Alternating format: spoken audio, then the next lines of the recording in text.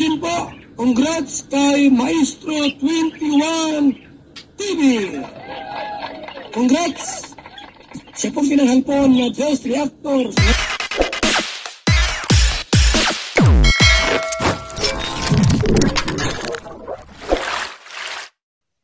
Okay, mga kalingap, isang mapagpalang umaga, tanghali, gabi po sa inyo lahat. Sana po ang lahat ay nasa mabuting kalagayan at ligtas po sa anumang kapahamakan saan man po kayo dako ng mundo naroon. Ako po muli ang inyong lingkod, Maestro 21 TV, at sa ating video ngayong araw na ito tayo muli ay magbibigay ng ating panibagong reaction tungkol po sa mga kaganapan po na nagaganap dito po sa loob ng Kalingap. At ang ating pong pinakapaksa ngayon ay yung po naging paliwanag po ni Ate Edna kaugnay po doon sa issue na gusto na po ni Kuya Bal Santos Matubang na ihiwalay na po ang Rochelle community sa Kalingap. Ano naman po ang saloobin ni Ate Edna at bakit po siya bumoto o nag-press ng 1 at nagsumagot ng tama doon sa sinasabi ni Kuya Bal na kinakailangan ng ihiwalay o kinakailangan ng ihiwalay ang Rochelle community sa Kalingap. Okay? So bago po yan mga Kalingap, tayo muna po ay magbibigay pugay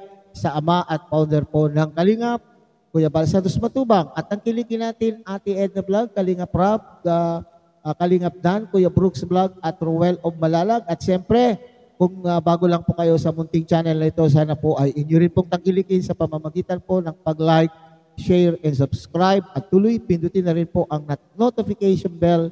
At nang sa ganun, tayo pa rin po ay magsama-sama sa susunod pa pong mga reaction videos na ating gagawin. Likewise, mega lang shoutout po sa ating mga kasamahan po dyan sa Karepa, sa pamumuno po yan ng ating presidente, Javier De Leon, a.k.a. Birador.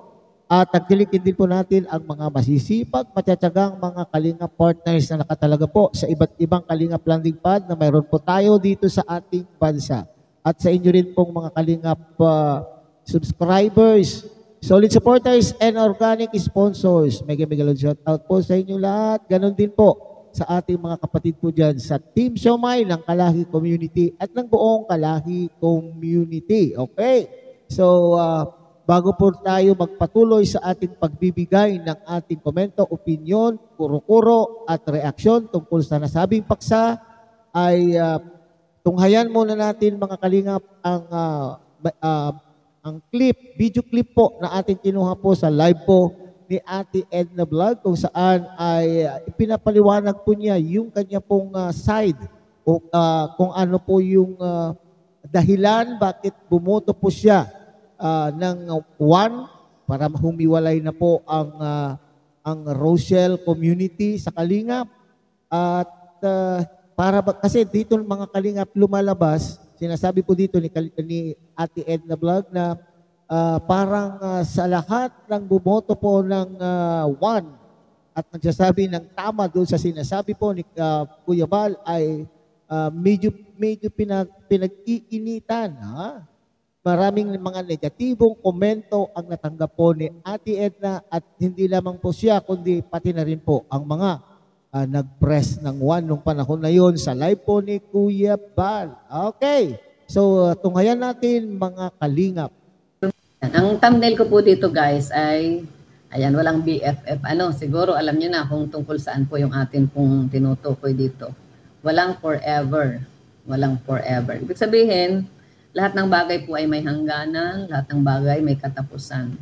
Hindi pwedeng manatili kang baby, at nagdedede na naka-diaper. Low power place charging. Perming meron pong stage or stages ng growth and development from childhood, adulthood, tapos become matured. So yon, balikan po natin yung live ni Kuya Bal kasi doon yung nag-start at nais ko rin pong marinig po ninyo kung ano po yung side ko, kasi ang dami kong mga nababasa ako na kesyo galit kay Dudong, kesyo yung mga nag-number 1, ng tama, ay ganyan. So, lilinawin po natin dun yun. lahat po ng mga nagsagot doon ng 1 at saka tama, doon sa tanong ni Kuya Val, doon sa live niya na, o sino ang gusto na ihiwalay ang Team Rochelle sa Kalingap? Magsabi ng 1 at saka ng, sabi ni Kuya Val ng 1, edi nag-1 po tayo doon. Tama ba ang sinasabi ko? Sabi ni Kuya Val, edi tama. Siyempre mag-interaction ka, tama. Pero, hindi po ibig sabihin no, na tayo ay nag-1, ay galit tayo kay Ruel, sa Rochelle, kay Langga. Hindi po yon. Yun po ay mga, conclusion na lang po ninyo yon. At hanggang ngayon, ina-associate po nila yun na, alam na kung sino ang nag-1, alam na kung sino ang nagsabi doon na ganito, galit yan. Ang tanong, Okay, so siguro mga kalingap ay hindi natin ma-please ang lahat. Okay.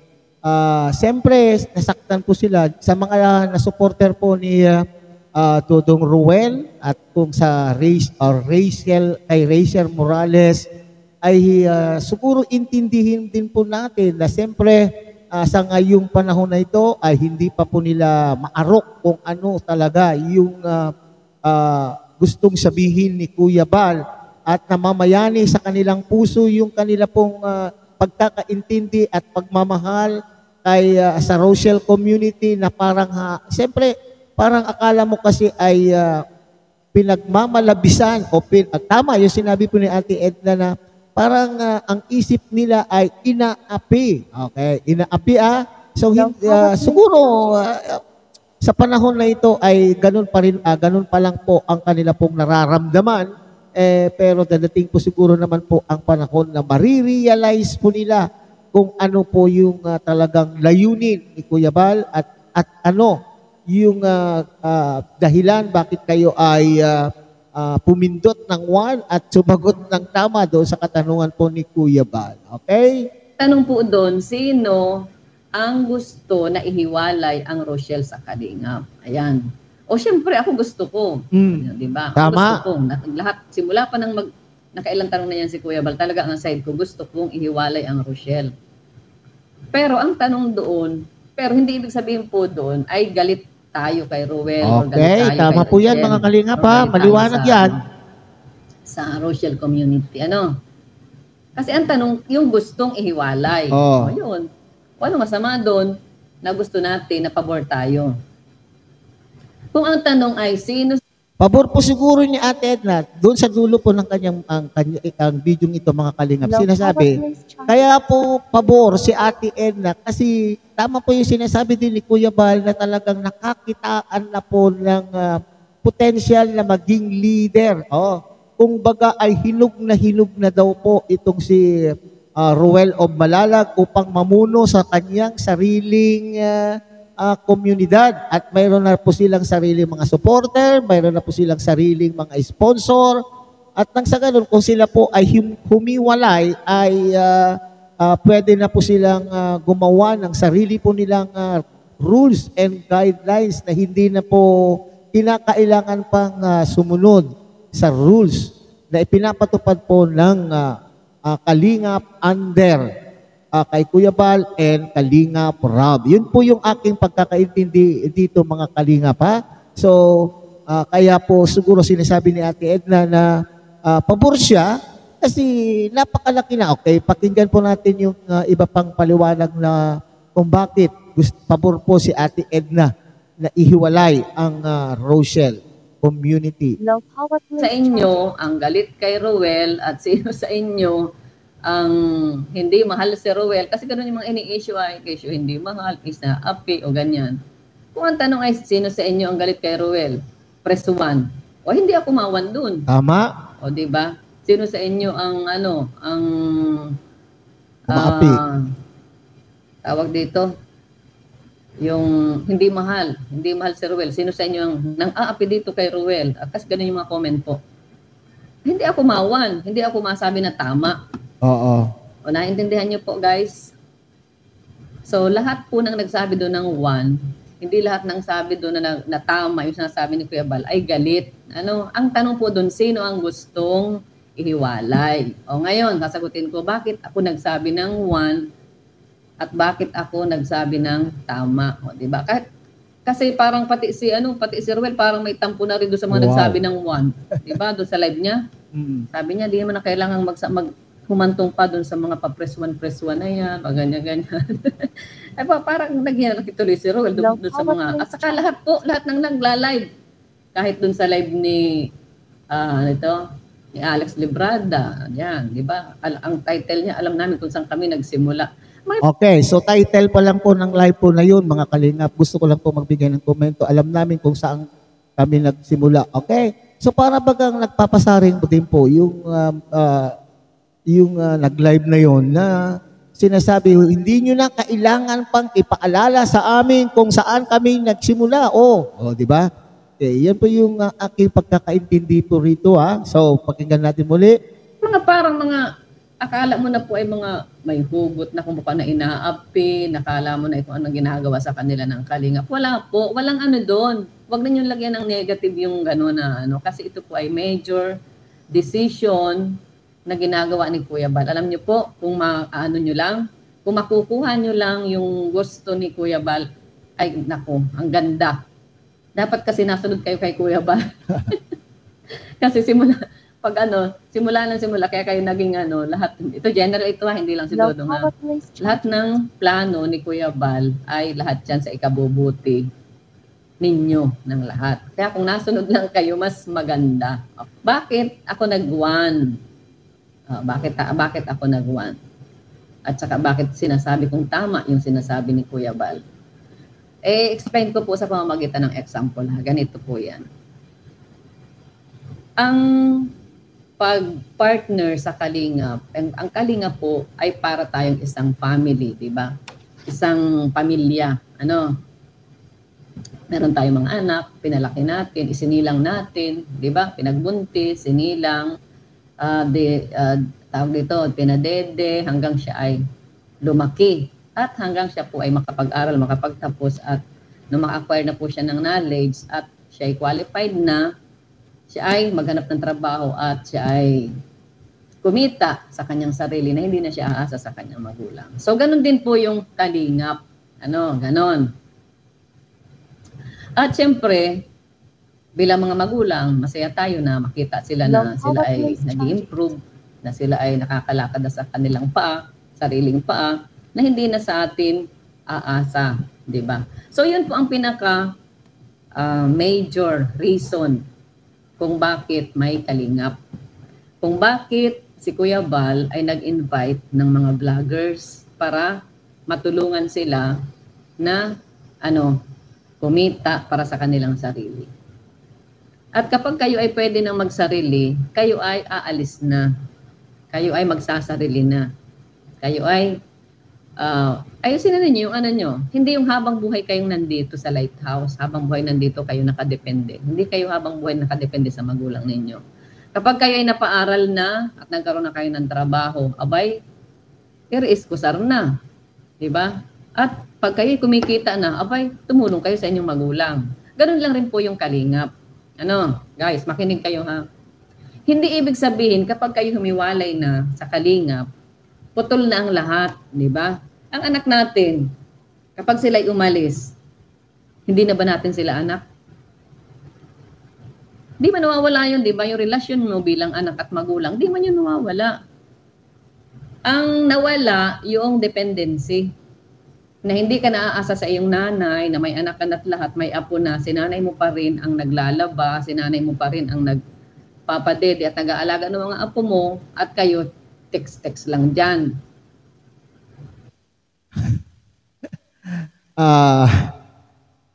Parang tama po yung sinasabi po. Napakaganda po yung paliwanag po ni Ate Edna po dito, mga Kalingap, tungkol po sa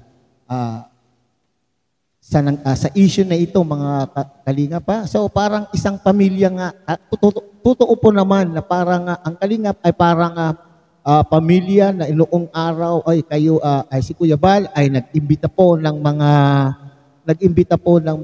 charity vloggers upang sa ganun, matagal na po yan sinasabi ni Kuya Bal dyan sa kanya pong mga live na inimbita niya po yung mga charity vloggers na ito upang sa ganun ay makita kung papaano ang ginagawa po ni Kuya Bal. At kung ngayon, kung na-adapt, okay, kung na-adapt na po nila, nasa kanila na po, nakuha na po nila yung dapat nilang makuha kay Kuya Bal, kung papaano mag-charity vlog, kung papaano magpatakbo ng isang community at napalaki na po rin ninyo ang inyong community. So, ibig sabihin, hindi ka na dapat maging dependent. Okay? Pwede ka nang maging independent na hindi na nakasandal o hindi umaasa sa kalingap. Hindi po ba? Parang din daw po ngayon sa isang pamilya na hanggang tayo po ay nakatapos na ng pag-aaral at nagkaroon tayo ng mga anak, ay nakasandal pa rin po tayo sa ating mga magulang. At dito, pati si Ate Edna ay nakakakitaan na po si Dodong Roel na na-adapt na po niya yung dapat makuha kay Kuya Bal. At ito rin po yung sinasabi ni Kuya Bal na matanda na ako, wala na kayong makukuha sa akin dahil naibigay ko na lahat. Kung hindi nyo napapansin, kung ikukumpara po natin mga kalingap ang views ni Dodong Roel kay Kuya Bal ay dihamak na talaga naman pong namamayagpag po sa views at revenue nagpapalipad po kay Dodong Roel. So sa makatweet ay nandun na po yung gustong ipamana na principle o prinsipyo na dapat malaman po ng isang charity vlogger mula po sa isang Bal Santos Matubang ay nasa sa inyo na. So kinakailangan ay maging independent na at nang sa ganon ay tama po rin yung sinasabi ni Ate Edna at kung sa isang anak na kayo ay nakatapos na, napaaral na kayo at kayo naman po ay kumikita na, edi tumulong naman din po kayo sa inyo pong magulang. Pwede rin naman po siguro ang ibig sabihin nito ay kumikita na kayo, namamayagpag na ang inyo pong mga channel, di tumulong na po kayo kay Kuya Bal, hindi po ba? Okay, so walang masamang tinapay mga kalingap at yung sinasabi po ni Ate Edna dito na sana lamang ay intindihin kung ano yung plano ni Kuya Bal sa inyo at kung alam nyo lang sana daw o kung maintindihan nyo na lang sana daw yung kung ano ang gusto ni Kuya Bal ay napakaganda po sana. Di ba sinasabi po dito? So kung dito, bago siguro nagdesisyon itong si Dodong Roel na sinasabi po niya sa kanyang live na nahirapan po siya kasi he has to consider many factors. Yung kanyang magulang, yung kanyang tito, at yung mga vlogger po niya, mga reactors po niya, at mga sinasabi ng mga supporter, hindi po ba? So, yun po yung i-consider niya. Siguro kung ako, dito sa sinasabi ni Ate Edna, mas maganda siguro nung sinabi po ito ni Kuya Bal sa kanyang live, at na hindi malinaw kung ano ang layunin ni Kuya Bal, sana nakipag-ugnayan po. Nakipag-ugnayan po itong si Roel o Malalag sa kanyang tito. Okay, Uncle, ano ba ang ibig niyong sabihin? Paano po kami kung ihihiwalay niyo? Ano po pa ang mangyayari sa amin? Di ba? Yun, siguro ay umupo sila sa isang mesa at pinag-usapan kung ano talaga yung plano at nang sa ganun ay hindi po sila nanghuhula. Okay, so yun lang po naman ang atin po dito mga kalingap. So itong mga nagagalit daw sa mga nagbumoto o nag-press ng 1 at sumagot ng tama.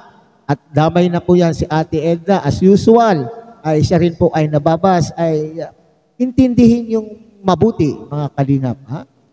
Intindihin yung mabuti yung layunin kung bakit gustong ihiwalay po ni Kuya Bal ang Rochelle community. Ngayon, kung dahil sabi ninyo, nag-decision na po si Dodong Roel na mananatiling kalingap pa rin po siya, wala daw pong magagawa si Kuya Bal. Hindi naman po pwedeng ipagtabuyan po niya yung kanya pong pamangkin. Okay? So hanggang dito na lamang po tayo mga kalingap. Muli, tagkilikin po natin Kuya Bal Santos Matubang, Ate Edna Vlog, Kalingap Rob, Kalingap Dan, Kuya Brooks Vlog, at siyempre Roel of Malalag. At kung ang Pinakikiusapan din po kayo ng inyo pong lingkod na sana po ay inyo rin pong tangkilikin ang munting channel na ito sa pamamagitan po ng pag-like, share, and subscribe. At tuloy pindutin na rin po ang notification bell at nang sa ganon sa susunod pa pong reaction videos na ating gagawin ay magsama-sama pa rin po tayo. Okay, muli isang mapagpalang umaga, tanghali, gabi po sa inyo lahat. Mabuhay po kayo and God bless everyone.